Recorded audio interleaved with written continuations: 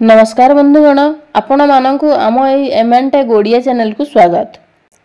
यही एवे आसिला प्रथम रु अष्टम श्रेणी पिलांक पई गोटिए बहुत बड़ अपडेट। तेबे अपडेट टी कौन रही जानिबा पूर्वरु वीडियो टी को आरंभ रु शेष पर्यंत देखंतु।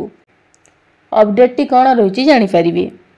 राज्य रे नुआ एडमिशन हेबाकु थिबा प्रथम रु अष्टम श्रेणी छात्र छात्रींक पई सरकारक तरफरु जारी हैला एक बहुत बड़ घोषणा, जहाँ आपण मान समस्ते जानी रखिबा निहाती जरूरी अटे।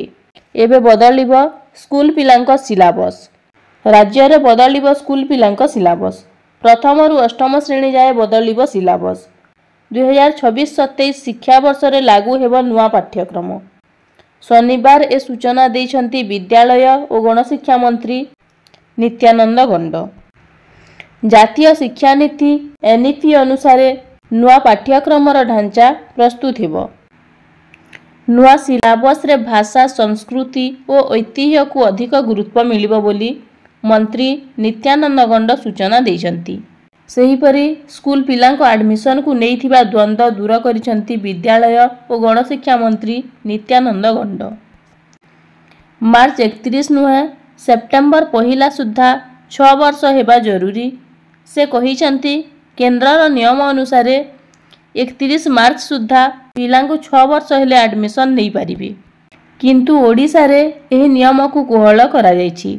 मार्च 31 नुहे सेप्टेम्बर 1 सुद्धा 6 वर्ष हेले स्कूल रे नाम लेखाई पारिबे। केही पिला जेपरि पाठ पढ़ारु वंचित न हुअंती से नहीं व्यवस्था करा जाउथिबा मंत्री कहिसंती। किछि दिन हेला 6 वर्षर पिलांको एडमिशन पई अभिभावकंक मध्यरे देखा देइथिला द्वंद्व। ताहाकु कन्फर्म करिसंती नित्यानंद गंड। एपटे आसंता 2026-27 शिक्षा वर्ष रे लागू हेबो नुआ पाठ्यक्रम। बदलिब प्रथम रु अष्टम श्रेणी स्कूल पिलांक पाठ्यक्रम। तेबे एहीपरि अनेक गुड़िए इनफॉर्मेटिव वीडियो देखिबा पई आम चैनल को सब्सक्राइब करंतु। धन्यवाद।